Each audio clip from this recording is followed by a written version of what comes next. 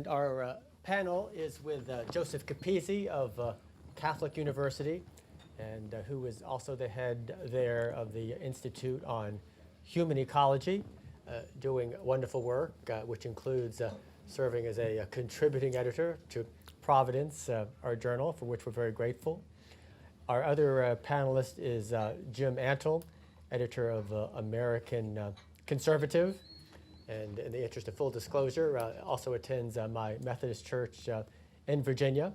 So we have two Methodists up here on the stage, along with one Catholic.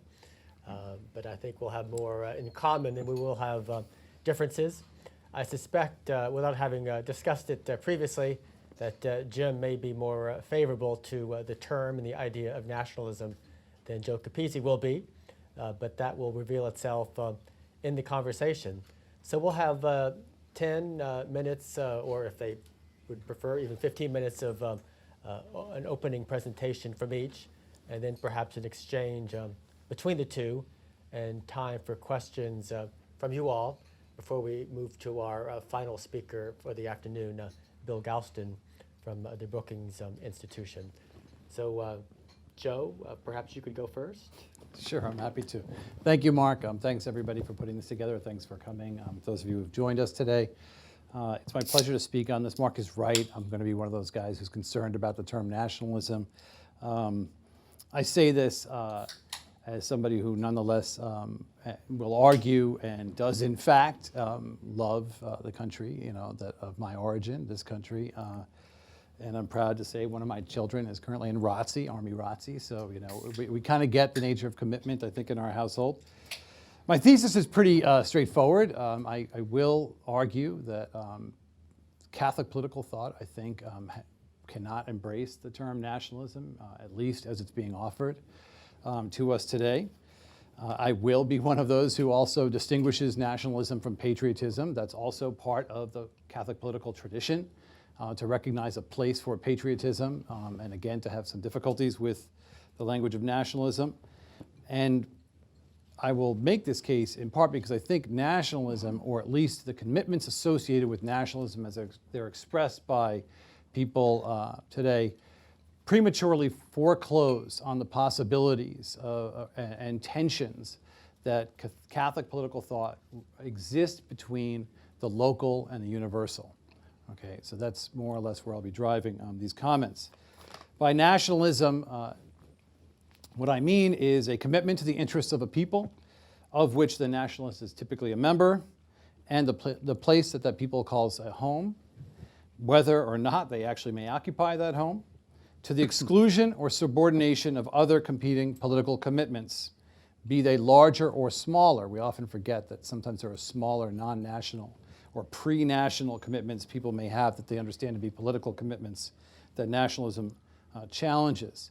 By place, I mean more than geography. I mean some of the things that were discussed earlier. Typically, it is associated with some sort of geographical territory, this notion of home or this place that the people find themselves longing for. But it's not merely a geographical concept. It's a much broader cultural concept than that. It usually is associated with language and literature and art and certain kinds of experience or shared history for that people. The nationalist will, generally speaking, regard this kind of commitment to be the primary political commitment they have in every relevant sense. The good of that people, the good of their nation, orders all political action towards it, and it serves as the means by which other political goods are measured, subordinated, or even confronted. In our age, nationalism is also closely associated with nation states, and I think this is a big problem of contemporary usage, that often people are just confusing or collapsing one nationalism into another kind of national statism, as Yoram Hazony might call it, or some other version that's arguing about the importance of the nation-state system itself. And I'm going to presume that that's partly what we're discussing. When we're talking about contemporary reemergence of nationalism, we're talking also about a commitment to the nation-state system and the international relations that builds around it. Accompanying that then will be, generally speaking, an opposition to or a real suspicion about international law and international institutions. For many and perhaps all nationalists of this sort, the only political common good of significance will be then their own. For sure, for most of Christian political tradition, and including the Catholic political tradition, the political common good of a nation is a real good. There's no doubt about that, right? I'm not denying that it is a temporal but real good. As temporal, the common good is ordered and orderable towards greater goods, right? This is what it means to be a Christian, is to recognize that the temporal itself, right, is a limited, a penultimate thing. It's genuine, but it's something that we actually try to order towards some greater good. And the easiest way to sum that up is eternal communion with God, right? The community itself longs to be in eternal community with God, and it orders all of its activity towards that. Nationalists, people who believe these kinds of things, then will order all their political deliberations towards the advancement and the protection of their temporal political good. They'll stand ready as individuals and as families to sacrifice for that good. These, again, are good things. One critical component of this that the Christian tradition, at least the Catholic tradition, takes from Aristotle is the component of friendship. Civic friendship or political friendship is an important aspect, then, of a flourishing political community. This is a great good, right? It implies communication in some common good, mutually and reciprocally possessed by all members of that community, all members who therefore call themselves friends. They share interests and goals that animate and unite them, creating bonds of solidarity which can animate genuine sacrifice, mutual sacrifice, ranging from economic distribution of scarce resources all the way up to the willingness to sacrifice one's life in war. Without that kind of civic friendship, in fact, I'm ready to agree, without that kind of civic friendship, it's hard to imagine a flourishing national community, right? I mean, I do wonder to what extent that kind of friendship can be animated only by what was in the prior panel called a creedal nationalism or a creedal commitment to the nation. But I do think that that kind of friendship is a necessary feature, necessary component of a flourishing people, of a flourishing nature. When it's understood in this way, nationalism is often associated with patriotism. And patriotism, as many people have said, Sam is one of these people, Pope John Paul II said this before, patriotism and nationalism both stem from the same etymological roots, right? Nasci, from the Latin word to be born, patriotism coming from the language or the term for fatherland, right? Both of them are pointing back to some sort of common human origin, right? And both, therefore, are rightly recognizing the importance of that common human origin. So what's distinct about them? Patriotism in the Catholic tradition is a form of love. It's amor patriae, right? The love of the fatherland. It does not entail any particular political forms or commitments associated with it. It can operate in any different political community, no matter how it's shaped, and it has, right? The Catholic Church herself has been associated with many different political forms over her history, ranging from regional communities, political communities that looked like mini empires, to larger empires like the Roman one, which ultimately turns out was only a kind of large regional one, to nation states and duchies and all kinds of things, right? All of those could be aptly the objects of love by the people who inhabited them, and therefore speak of a genuine patriotism. That love of one's country, that love of one's fatherland, the tradition associates as a natural love, so associates with love of family, right? It's as natural as the love of family. It's not something that is alien to that same kind of love. These are good loves, and without these loves, you actually can't learn to love other things. So to say that you don't love your country, for instance, would already raise issues about the way in which you love yourself, right? Denial of love of country might, in fact, be an expression of a kind of hatred of self, because there's something unnatural about not loving that thing into which you were born, which also right, places you as a debtor to the many gifts it has given you by virtue of, your having been born into it.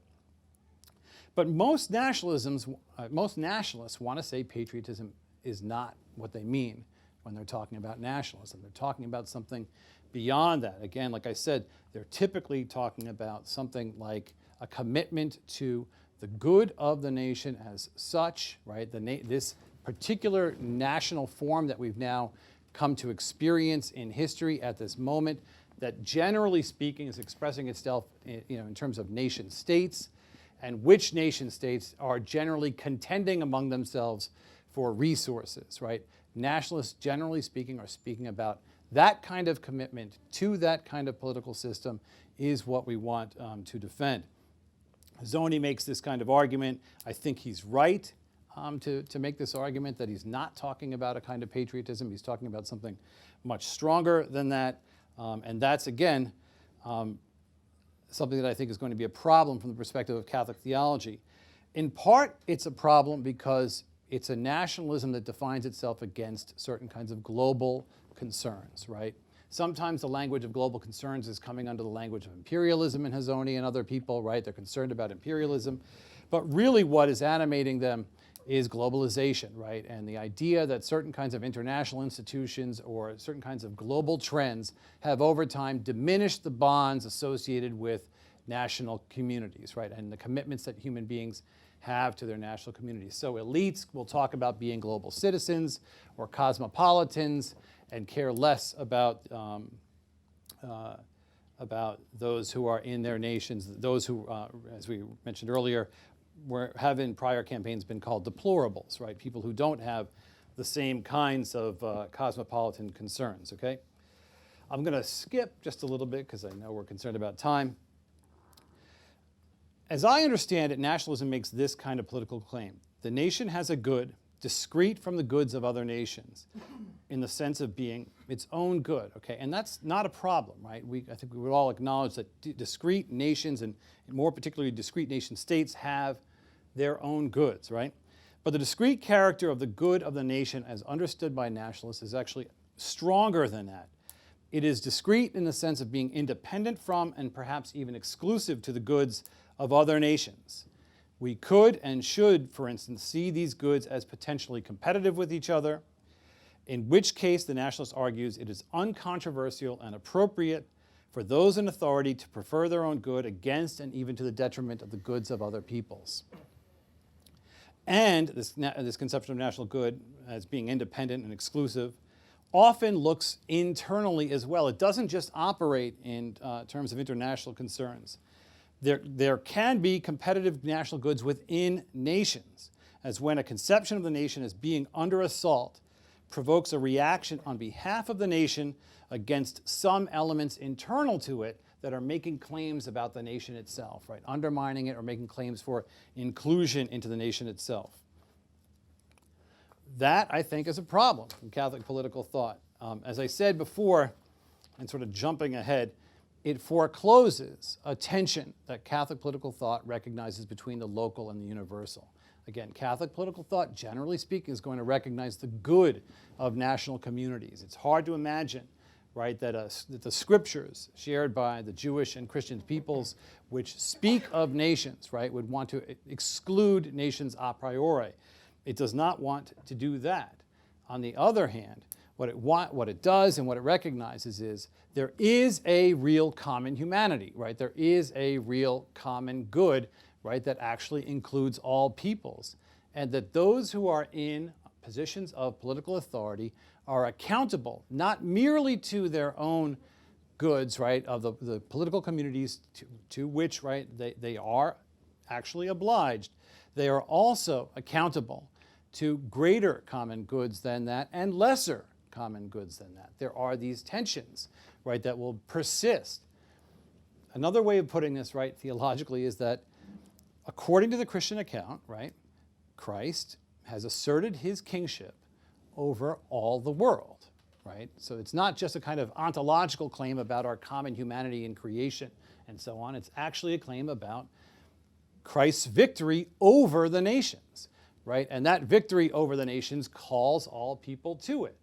And rulers are therefore accountable to Christ's victory.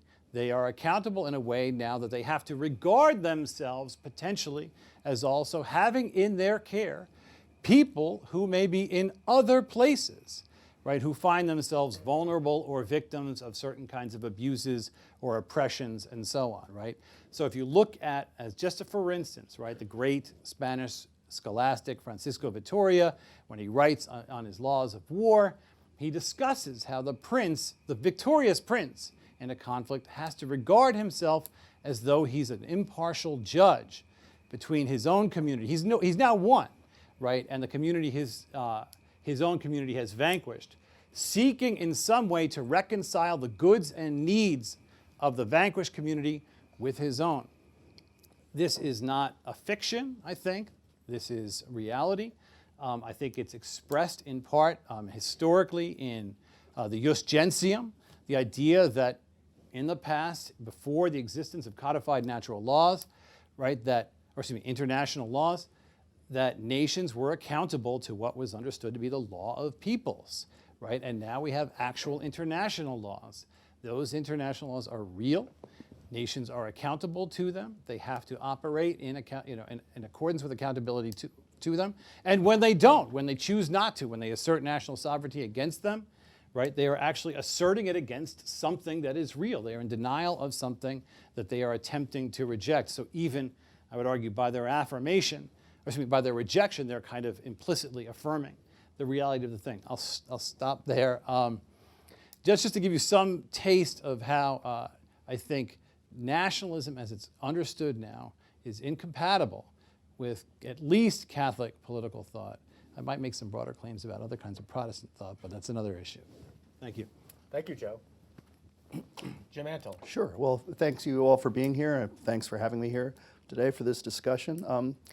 There are certainly nationalisms, there are forms of nationalism that I would not say are compatible with Christianity, but I do think there is a definition of nationalism that is compatible with Christianity and that I think is desirable and with which I would identify myself. And how do I define nationalism? For me, nationalism is patriotism plus certain ideas about the nation state.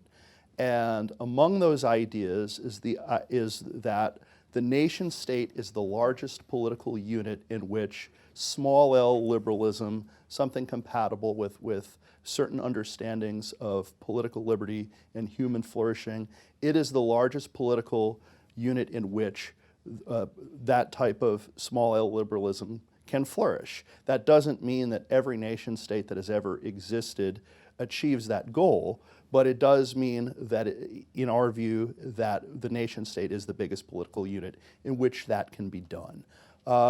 It also speaks to certain ideas about the nation state having a certain political legitimacy with its own people, with the people it's attempting to govern, and that larger political units, at least the ones that have actually existed in our history, it doesn't necessarily foreclose the possibility that something could exist at some point in the future that has some form of legitimacy with a much larger group. But the nation state tends to be the largest political unit in our shared experience that has the legitimacy among the people that it attempts to govern. And again, that's not something that every nation state that has ever existed has successfully achieved, but it is something that nation states do regularly achieve, and it is the largest political unit in our known existence that has done so.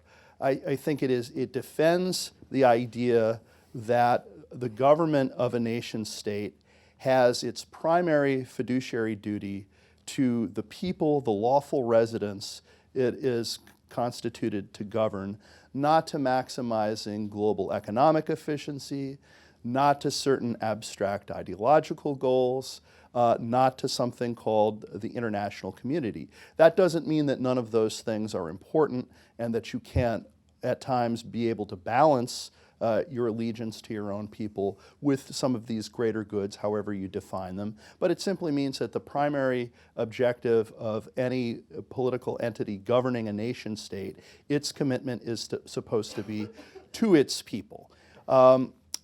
I often make, when I'm talking about healthy versus unhealthy forms of nationalism, I make an analogy to the family. And I think in general, people like and love their families first because they are theirs, and then any other positive characteristics that your family members have comes after that. The father and mother are proud of their children's accomplishments, but love them before they accomplished anything at all. The child is proud of their parents' accomplishments, but loved them before they even understood those accomplishments existed, simply because they are theirs. It would not be a healthy form of the family to love your father because he beats up all the other fathers on the block. That doesn't necessarily say that there aren't people who love their fathers because they beat up all the other fathers on the block, but that's generally not a healthy understanding of familial love. You would not say that your family should go around and enslave other people's families. You would not consider that a healthy expression of family love. And so it's clear that there are forms of nationalism that do embrace this disordered view of family love, where they would say a nation's greatness is dependent on its ability to subjugate other peoples. And that is not a form of nationalism that I think can be reconciled with Christianity. But a nationalism that is based on love and solidarity and mutual loyalty is one that can be so reconciled. And so, I think that a part of the task of nationalism in a political context is to both defend the legitimate objectives and sovereignty of a nation state, to do what it can to build up institutions that reinforce the mutual loyalty among the citizenry, and to govern in accord to the just interests of the people to which the nation state and its government were constituted to serve. Now you may say, well, that doesn't really differ a whole lot from what Joe said, and does anybody really argue with any of these points? Would anybody seriously contest any of these ideas, and are they, or maybe outside of a faculty lounge somewhere, is anybody saying anything different? I think some of these ideas are being contested, and that's why you see a sort of nationalist backlash occurring throughout various parts of the world, particularly the Western world. And in the United States, I think it's challenging to forge the sort of mutual loyalties and the shared national identity that is possible in other more homogeneous countries. We're not all French, we're not all Japanese. So it makes it harder to do those things because we come from so many different backgrounds and places and languages and histories, but it also makes it more important that we have some form of commonality because we are in so many other ways so different. So I think that the challenge for an American civic nationalist is to forge and strengthen and sort of do what is possible institutionally and politically to preserve and enhance a common national identity without transgressing against greater goods and losing a concept of shared humanity. That's why I think nationalism and Christianity have to, in some sense, work together. Because if you have nationalism divorced from some other universalizing idea or theory or belief about humanity, then it becomes very easy for nationalism to go in very bad and ugly places. And we all know that nationalism has gone in those places, and we can contest the degree to which some of these ideologies, some of these fascist ideologies can rightly call themselves nationalist versus imperialist, but I think it is fair to say that there are some nationalist motivations even behind ugly manifestations of the idea. But I think when you balance it with universalizing ideas and you make the nation state the highest political loyalty, but not necessarily the highest good or value in existence in the universe, then I think you can have a healthy nationalism that is rooted in Christian tradition and certainly compatible with it. Thank you, Joe. great exchange. A quick question for Joseph in terms of Catholic teaching regarding nations. I believe Catholic teaching, maybe the Catechism refers to. I'm glad to hear you believe Catholic teaching. It's exciting. It's a healthy start. Right. We can work with that. Speaks of the rights of nations. Mm-hmm. So in terms of addressing the rights of nations, is there a good shorthand way of referencing that without using the term nationalism? Yeah, rights of nations itself, right? I just don't think nationalism is a term that finds that the Catholic political tradition has actually even used much at all, right? It has spoken, in some senses, in some kinds of odd phrases, right, like rights of nations or even Latin versions of these kinds of things. It does not. We're not, and I'm not denying, right?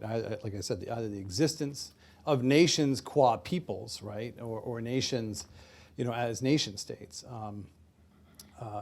They clearly exist. We are at a historical moment when they are an important expression of a certain kind of political unit.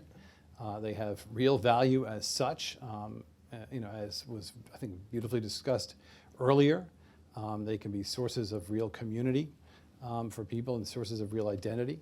But the difference is going to be the way in which arguably, and I think, as Jim even just said, you can see it in some contemporary nationalisms, there is a foreclosing of the openness or the porousness, let's just put it that way. There's a kind of porousness to the Catholic understanding of political communities. They are open, they are fluid, they are changing in ways that we can't control, that, in other words, exceed human intentionality. They change in part by, in welcoming new people, as their members within them. They change in part by movements, as a consequence of technologies or whatever else, towards a kind of dissolution, perhaps, of what was once a larger community and so on. And those are all things that can be accounted for and can form new and different political communities to which people can have similar kinds of allegiances, right? You mentioned, we can't all be French or whatever, but the French at one point weren't French, right? And, I'm of Italian descent, right?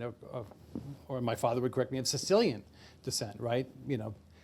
Italy is not a nation, right? For people like, my father, it's an imposition of a certain kind of, right, political unit upon something that was preferable to it, right? And sometimes in these discussions, we're always looking at and like Urim does this, right? Primarily, right? Looking at what is the relationship to the international community without paying any attention to what is the relation to the smaller political units that people historically have, found as, welcoming points of their home.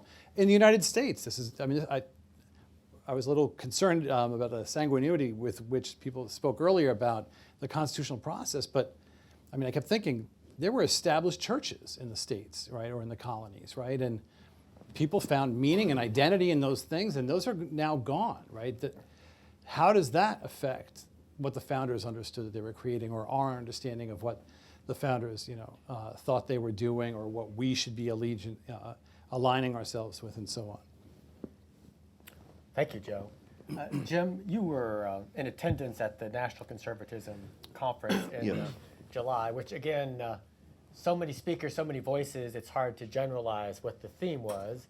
But overall, what were your impressions, especially through the prism of some of the thoughts shared here at this Providence Forum? Sure. And does national conservatism, whatever that is, have ongoing legs for conservatives and or American Christians?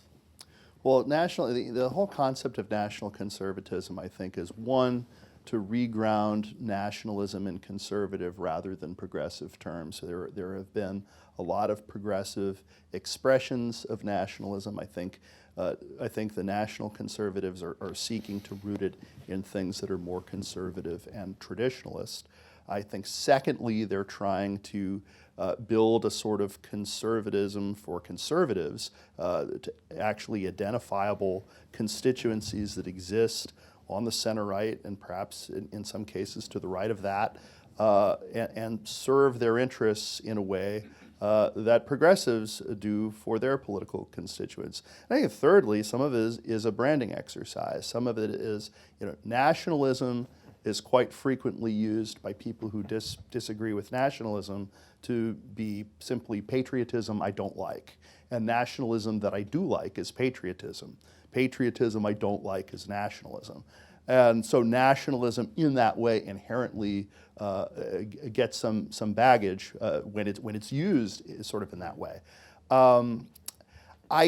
I do think it was an interesting event. It was a well-attended event. Not as large as maybe like a CPAC type of event, but it was much closer in that direction than I think I was anticipating, and the crowd skewed much younger.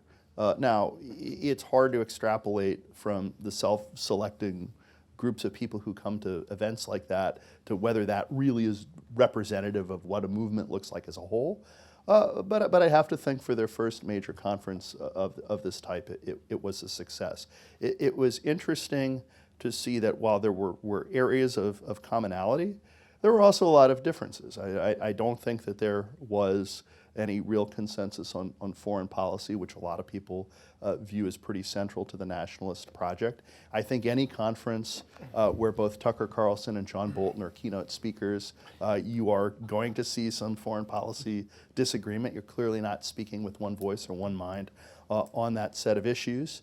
But I think on a lot of topics, such as immigration and multiculturalism, and what that means, and the integrity of the nation state versus supranational organizations. I wouldn't say that everybody agreed on everything and said the same things, but certain basic themes were fairly common.